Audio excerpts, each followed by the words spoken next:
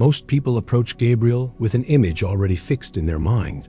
A gentle angel, a messenger, a soft lunar presence, something calm, pale, emotional, almost decorative.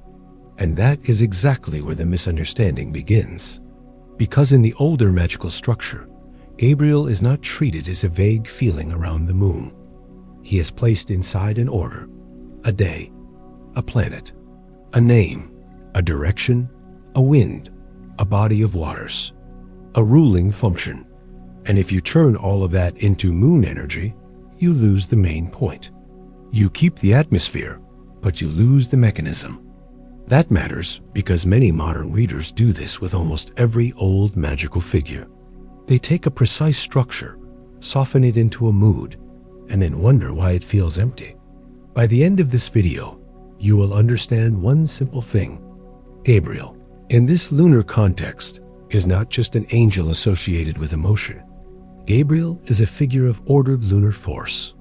And once you see that, the moon itself stops looking like a symbol of softness and starts looking like a system of movement, reflection, boundary, and influence. Start with the ordinary mistake. When people hear moon, they usually think of inner moods, feelings, dreams, intuition, the hidden emotional life. And there is a reason for that. The moon does speak to change, reflection, receptivity, and the inner waters of a person. But older magic does not stop there. It does not say, the moon means emotions, so Gabriel feels emotional. That would be too thin. Instead, it builds a chain. Monday belongs to the moon. The moon belongs to a certain kind of motion. That motion is linked with waters, with change, with passage, with reflection, with the movement of things from one state to another. And Gabriel appears inside that chain as a ruler, not as decoration. That word matters. Ruler, not mascot, not metaphor, not aesthetic. A ruler means there is an order being held, a function being assigned, a force being directed. So the first correction is this. Gabriel is not there because the moon is pretty. Gabriel is there because the lunar world has a structure. And now the second layer opens. Why water? Why does the lunar frame turn so strongly towards seas, lakes, waters, and boundaries? Because water is not just feeling in this system. Water is movement with form. It receives. It reflects. It carries. It changes shape, but it also needs a boundary. Without a boundary, water floods. Without movement, water stagnates. That is the lunar tension. And this is where Gabriel becomes much more interesting. Gabriel is not simply connected to the gentle side of water. Gabriel is placed near the question of how water is ordered, how movement does not become chaos, how reflection does not become confusion, how the changing part of life remains inside a limit. Pause here, because this is the point most people miss. The moon is not weak because it changes. The moon is powerful because it governs change. That is a completely different idea. Modern people often confuse stability with strength. If something changes, we assume it is unstable. If a mood changes, we distrust it. If a cycle changes, we call it inconsistency. If the inner life moves, we try to freeze it. But the lunar principle is not about freezing life. It is about understanding movement well enough that movement does not rule you blindly. That is why Gabriel's moon role should not be reduced to softness. The lunar force can reveal, it can carry, it can disturb, it can disclose what was hidden, it can move what was still, it can pull the unseen into visibility. That is not vague emotional symbolism. That is a real architecture of influence. And you already know this in ordinary life. Think of a night when your mind becomes louder than it was during the day. Nothing dramatic happens. No new fact appears, but something rises. A memory, a fear, a desire, a truth you avoided while you were busy. The day gave you structure. The night gives you reflection. And reflection is not always comfortable. Sometimes it clarifies. Sometimes it magnifies. Sometimes it distorts. Sometimes it reveals exactly what you are not ready to name. That is lunar territory. Not because the moon is emotional in a shallow way, but because the moon governs the conditions where hidden things become visible through reflection. Now bring Gabriel back into this. If Gabriel is read only as a messenger, you may think the message is the whole point. But in the lunar frame, the message is not just information. It is disclosure.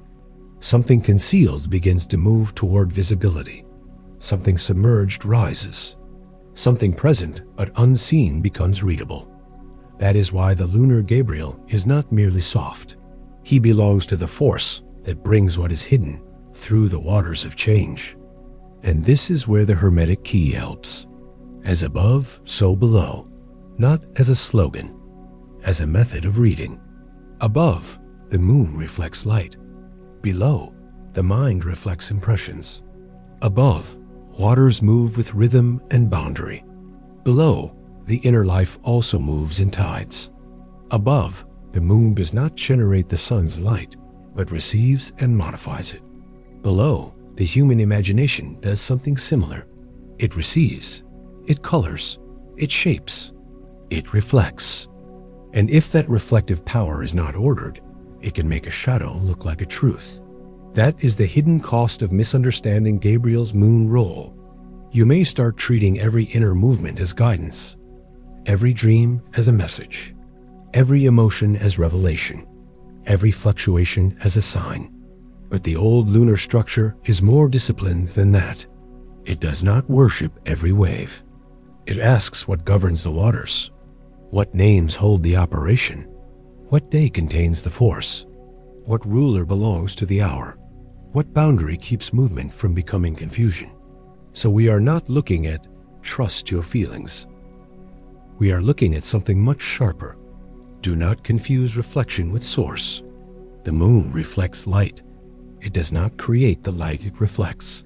The inner world works the same way. A feeling may reveal something, but it may also distort something. A dream may carry meaning, but it may also mix fear, memory, desire, and imagination. A sudden emotional certainty may feel powerful, but power is not the same thing as truth. This is the lunar test. And Gabriel, read through this older frame, stands at the doorway of that test, not to make the moon harmless, but to make it intelligible. So let's gather where we are.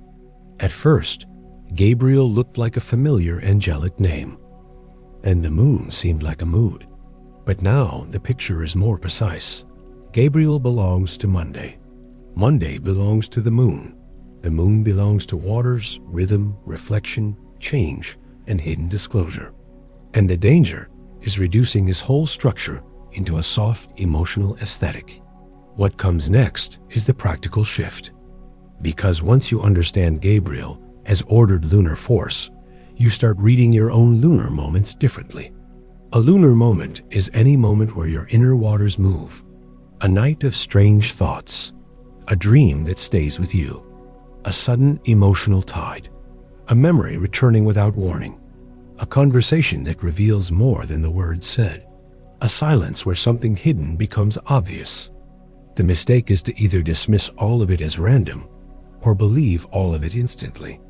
Both are weak readings. The stronger reading is to ask, what is being reflected here? What is being moved? What is being disclosed? And what boundary does this need so it does not become confusion? That is where the moon becomes useful, not as fantasy, as discernment. Because the moon can show you what the day hides, but it can also enlarge what fear projects. It can soften the hard edges of the rational mind, but it can also blur distinctions you still need. It can open intuition, but it can also make imagination feel like certainty. This is why the lunar force needs order. And this is why Gabriel's placement matters. The old system does not leave the moon floating alone. It gives it a day, a ruler, names, waters, wind, direction, a whole frame. In other words, the lunar power is not denied. It is contained. And that may be the most helpful part For a sincere practitioner, you do not need to become suspicious of your inner life. You do not need to reject dreams, signs, moods, or subtle impressions. But you also do not need to kneel before every wave that rises inside you. A wave is not automatically a command.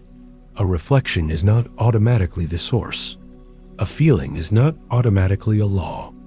The work is to let the lunar movement reveal without letting it rule blindly. That is a much cleaner way to understand Gabriel, not as a vague angel of comfort, not as a decorative moon symbol, but as a figure placed at the meeting point between hidden waters and ordered revelation. And when you understand that, the moon becomes less confusing. It is not simply the part of life that changes. It is the part of life where change reveals what was hidden. It is the mirror, the tide, the passage, the night surface where another light appears. But the mirror must be read carefully. The tide must be watched, the passage must be bounded, and the reflected light must not be mistaken for the source itself. So the next time you hear Gabriel linked with the moon, do not reduce it to softness. Think of waters under law. Think of reflection with a ruler. Think of hidden things moving toward visibility. Think of the difference between emotion and ordered disclosure. That is the correction. Gabriel and the moon are not about making the inner world vague and mystical. They are about learning how the hidden becomes visible without losing its boundary. And if this helped you understand the lunar world more clearly, like the video and subscribe. Because once you see the moon this way, Gabriel is no longer just a name. He becomes a key to reading the force that moves beneath the surface.